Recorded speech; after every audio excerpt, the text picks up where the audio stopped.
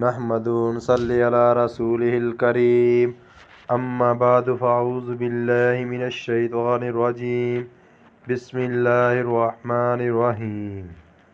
محاوری میں ماہ رمضان سے استفادہ۔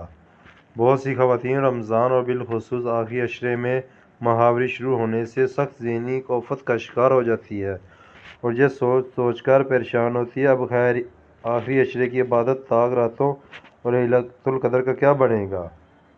ایسی تمام خواتین درجہ ذیل 3 نکاتی عمل پر جب پیریڈ ہو کر لیلۃ القدر سمیت آخری عشرے کی بابرکت سے استفادہ کر سکتی ہے۔ نیت کی درستگی۔ خلوص نیت کے ساتھ۔ پہلا، نیت کی درستگی۔ نیت صحیح ہونی چاہیے۔ خلوص نیت کے ساتھ یہ سوچ کر یہ شرعی عذر اللہ کی طرف سے ہے، اگر یہ عذر نہ ہوتا تو میں بہترین انداز میں عبادت میں مشغول ہو کر اپنے رب کو راضی کرتی اور اس اچھی نیت اور ارادے پر مقبول عبادت کا انشاءاللہ اجر و ثواب ملے گا۔ نبی کریم صلی اللہ علیہ وسلم غزوہ تبوک کے موقع پر ارشاد فرمایا تھا کہ کچھ لوگ مدینے میں ہمارے پیچھے رہ گئے ہیں، لیکن ہم کسی بھی گھاٹی یا وادی میں جہاد کے لیے چلے تو وہ ثواب میں ہمارے ساتھ ہوتے ہیں۔ آپ صلی اللہ علیہ وسلم نے ارشاد فرمایا، یہ وہ لوگ ہیں جو عذر کی وجہ سے ہمارے ساتھ شریک نہیں ہو سکے۔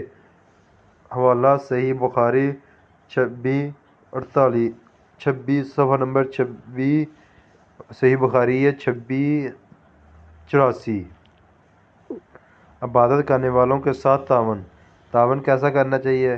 ایسی خواتین عبادت، تراویح اور تہجد میں مصروف گھر کے دیگر خواتین کے ساتھ تعاون کر کے ان کی عبادت کے برابر اجر و ثواب حاصل کر سکتی ہے۔